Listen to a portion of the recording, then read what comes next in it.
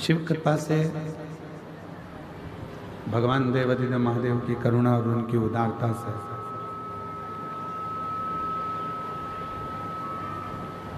ये मानव का जो शरीर है, मानव की जो देह है,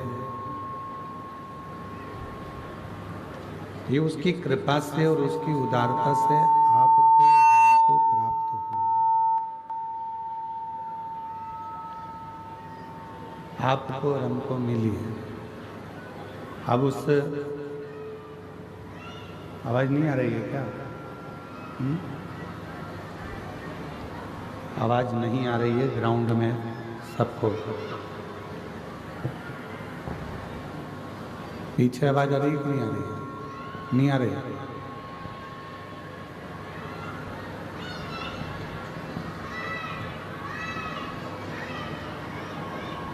एक तो बड़ी मुश्किल से मानव का ये शरीर, मानव की देह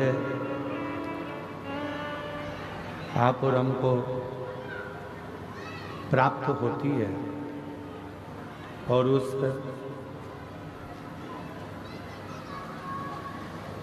मानव की देह में भी अगर हम भगवान देवाधिदेव महादेव की अविरल भक्ति को धारण न कर पाए, भगवान शिव की अविरल भक्ति को अपने जीवन में न उतार पाए, तो फिर वो मनुष्य की देह लेना, प्राप्त करना व्यर्थ ही चली गई। उसका फिर कोई मूल तत्व ही नहीं रहा।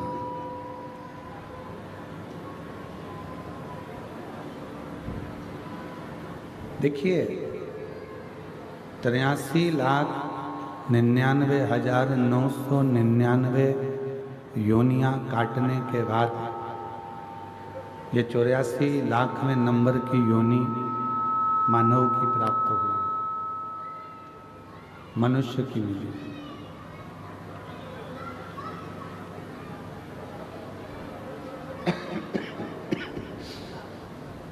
और बड़ी मुश्किल से प्राप्त हुई। ना जाने पूर्व में कितनी कितनी योनियां हमारे को मिली, क्या क्या बनकर हम जन्म लिए, और उन योनियों को काटने के बाद में जब ये मानव की देह 84,00,000वें नंबर की ये मनुष्य की देह प्राप्त हुई, क्यों मिली?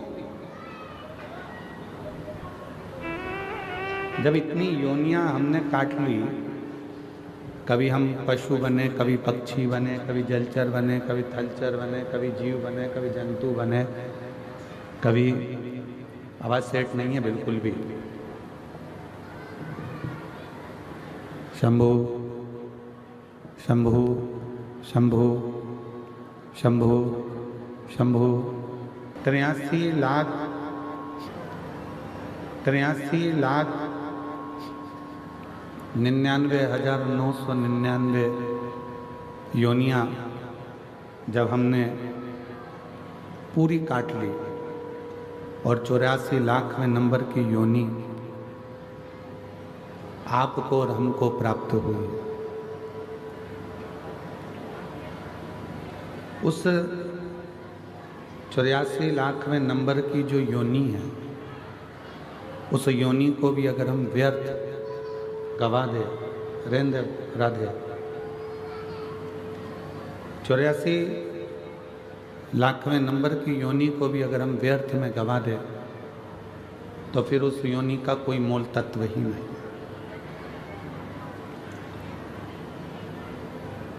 ना जाने कितने कितने हमने पूर्व में कोई पुण्य करे होंगे, सत्कर्म करे होंगे, अच्छे कर्म करे होंगे,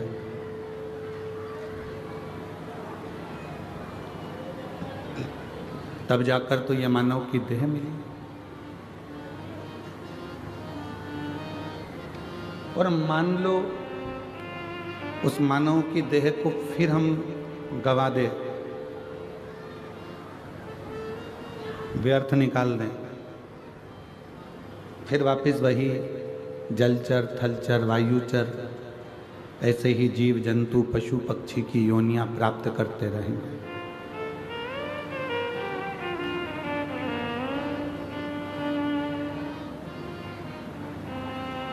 33 कोटि देवताओं में केवल एक देव हैं, देवाधिदेव महादेव, भगवान शिव, त्रिकालदर्शी, कैलाशी, अविनाशी शंकर।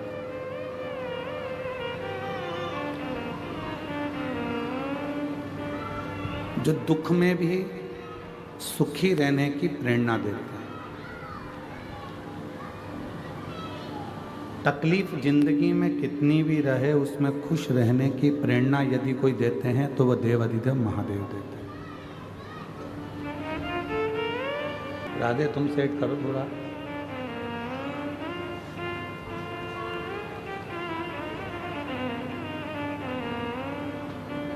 कंठ में विष है, गले में सर्प है, तो भी प्रसन्नता चेहरे पर बनी हुई है। और यही प्रसन्नता आपकी जिंदगी में होना चाहिए। यही प्रसन्नता। उसका कारण क्या? ये प्रसन्नता आपके जीवन को श्रेष्ठ बनाए। कोई आपको कितने भी नंबर दे कि हमारी निगाह में आप ऐसे हो, हमारी निगाह में आप वैसे हो, आप ऐसे हो, आप वैसे हो, उससे कोई मायना नहीं रखता। कोई आपको चोर कह दे, कोई आपको साहूकार कह दे, वो भी मायना नहीं रखता। कोई आपको ताना दे दे, गाली दे दे, आड़ा टेढ़ा बोल दे, वो भी मायना नहीं रखता। मायना क्या रखता है कि आप अपनी निगाह में अपने आप को क्या समझते हैं।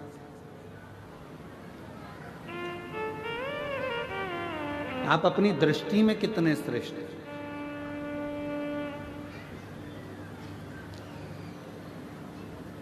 अच्छाई अपनी कंपनी का माल है, सत्यता अपनी फैक्ट्री का माल है। यदि आपके दृष्टि में आप सत्य हो, आपकी दृष्टि में यदि आप अच्छे हो, तो दुनिया में कोई भी मिलेगा ना, वो आपको सत्य ही नजर आएगा और अच्छा ही नजर आएगा। उसमें आपको कोई बुरा दिखेगा ही।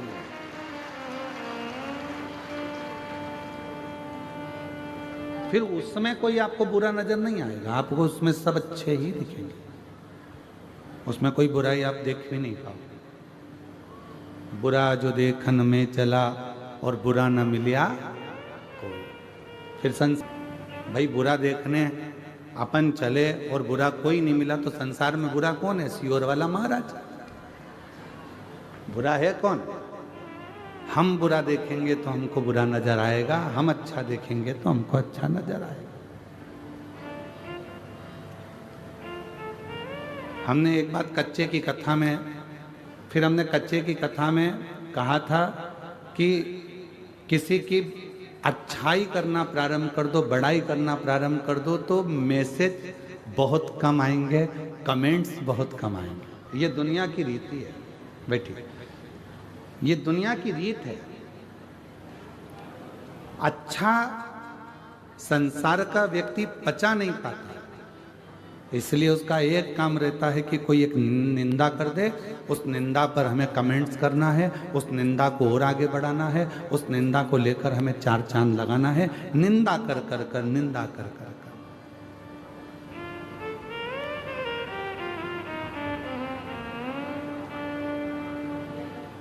कहीं से ऐसा मालूम पड़ जाए कि इसकी निंदा करना है, बस वो निंदा को लाकर अपने को निंदा करना प्रारंभ करना है और जनमानस में उस निंदा को देना। क्यों?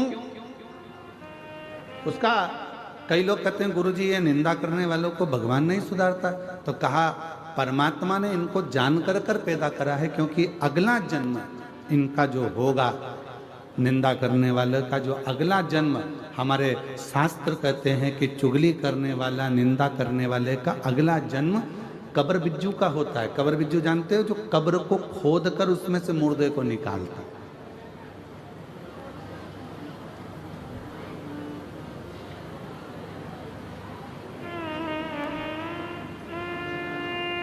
कोई श्रेष्ठ कर्म करा जाए, कभी अपनी जिंदगी में किसी की अच्छी बड़ाई करना प्रारंभ करो, कभी अपनी जिंदगी में आपकी दृष्टि में यदि अच्छाई होगी आपको सब अच्छे नजर आएंगे, और आपकी दृष्टि में अगर बुराई भरी होगी तो पूरी जिंदगी आप बुराइयां ही ढूंढते रह जाओगे। चाहे अपने मोहल्ले में ढूंढोगे, मोहल्ले में बुराई ढूंढते ढूंढते थक जाओगे तो कॉलोनी में बुराइयां ढूंढोगे, परिवार में बुराइयां ढूंढोगे, परिवार में नहीं मिलेगी तो फिर सब दूर बुराइयां ढूंढते ढूंढते जब अपना गांव कम पड़ जाएगा तो दूसरे क्षेत्र में, दूसरे गांव में, दूसरे शहर में बुराइयां ढूंढना प्रारंभ करो। पर अच्छाई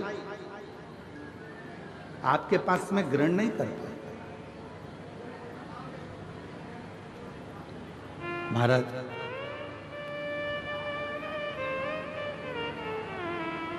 कितना सुंदर प्रश्न है। एक बार माता पार्वती जी ने शिव जी से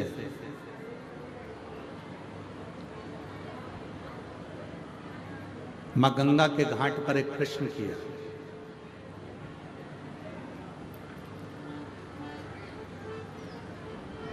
थोड़ा सावधानी से सुनिएगा इस प्रश्न को। पार्वती जी भगवान शिव से एक प्रश्न कर रही हैं गंगा जी के घाट पर, बाबा मेरे मन में थोड़ा सा संशय है, उस संशय को मिटा दीजिए। क्या संशय है? आपके हृदय में संशय कौन सा है? क्या संशय अड़ गया आपके हृदय में जो आपको बेचैनी हो रही है, चैन नहीं मिल रहा, शांति नहीं मिल रहा? क्या संशय? तो कहा बाबा मेरे मन में एक संशय है, अगर किसी भक्त को आपसे मिलना हो तो किस जगह पर जाकर वो मिल सकता है? कौन सी जगह ऐसी है जहां भक्त भगवान से मिल जाए, जहां भक्त भगवान से मिले, वो स्थान बताइए।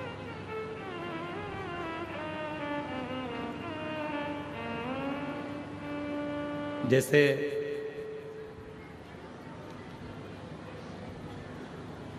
अपन कहते हैं ना शंभू, बड़े सरल है, बड़े साध है। तो कहते हैं किसी से अगर मिलना हो तो उसका पर्सनल नंबर पूछा जाता है कि आपका पर्सनल नंबर कौन सा है। अगर हमें बात करना हो, बहुत जरूरी बात हो तो आपका नंबर आएगा, प्राप्त हो सकता है।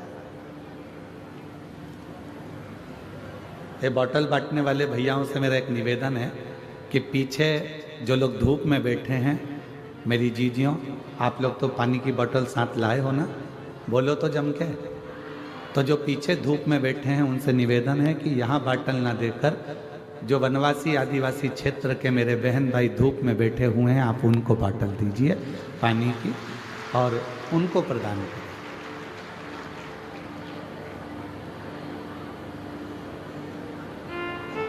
शिव कृपा करे, भगवान शंकर की कथा करे। तो पार्वती जी ने शिव जी से पूछा कि कोई भक्त आपसे मिलना चाहता है और उसको मिलना है तो आप हमेशा किस जगह मिल सकते हैं, किस स्थान पर मिल सकते हैं?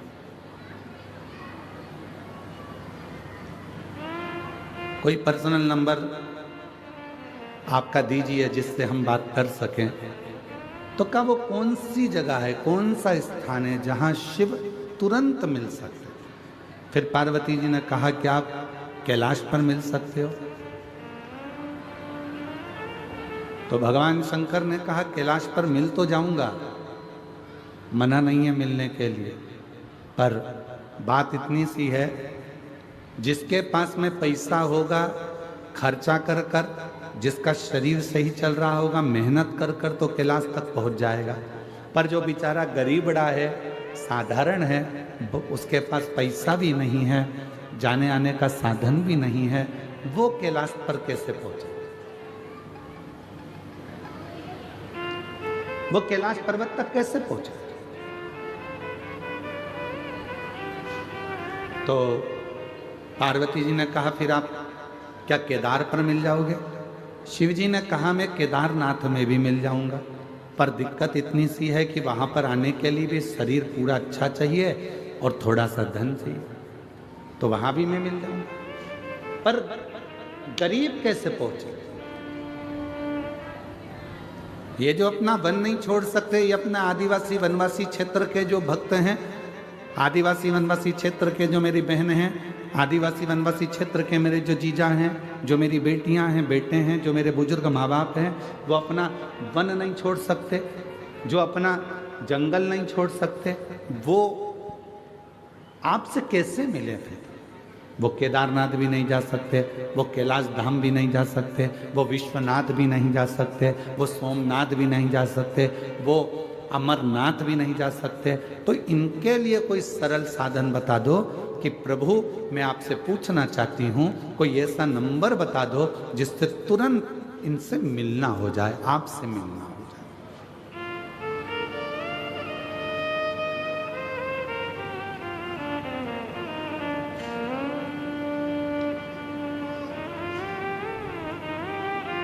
कोई ऐसा नंबर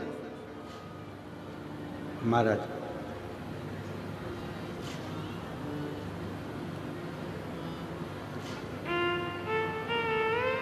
शिव जी मौन होकर बैठ गए।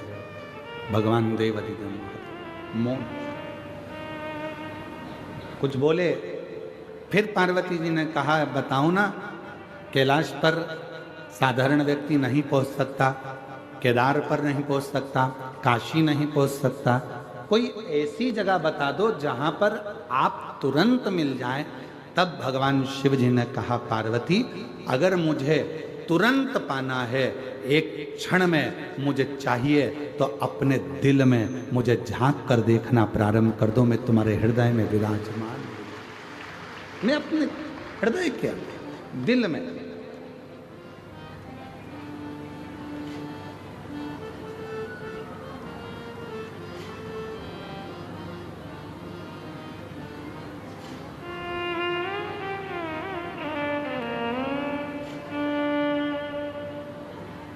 बस वहीं, और तीर्थ में ढूंढेगा, कोई मुझे स्थानों पर ढूंढेगा, कोई मुझे मंदिर में ढूंढेगा, कोई मुझे शिवालय में ढूंढेगा, जिसकी जहां मर्जी होगी कैलाश तक मुझे ढूंढने के लिए आएंगे। दुनिया के लोग सब जगह ढूंढते हैं, पर ईश्वर जो उसके अंदर बैठा हुआ है वो अंदर झांक कर नहीं देखता। जिस दिन वो अंदर झांकेगा, अंदर झांकने के लिए, अपने भीतर खोजने के लिए क्या करना पड़ेगा? तो कहा किसी एकांत में बैठकर, कहीं एकांत में बैठकर जब आप शंकर के ओम नाद को करोगे तो वो भीतर से प्रकट होकर तुम्हारे सम्मुख में आकर खड़ा हो जाए, भीतर से।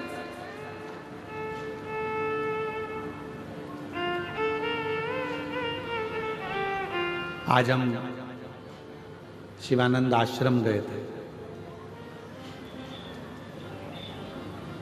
गिदम का, जो कि गुमरगुंडा में है,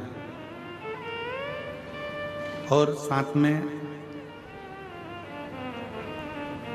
इधर है शिवानंद आश्रम, थोड़ा आगे जाके इधर है शिव जी का एक प्राचीन मंदिर जो रातों रात बना,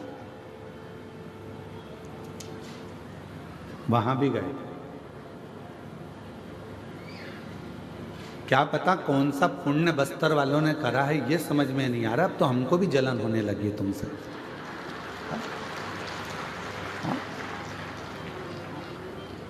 ना जाने कौन सा पुण्य करा। इतने सुंदर सुंदर शंकर के शिवलिंग, इतने सुंदर सुंदर मंदिर, और आश्चर्य है। अरे छत्तीसगढ़ वालों, यहाँ वहाँ जाना छोड़ो, गोवा की पार्टी और होटल जाना छोड़ो, और एक बार बस्तर के इस क्षेत्र में आकर भगवान शिव के शिवलिंग का दर्शन करो।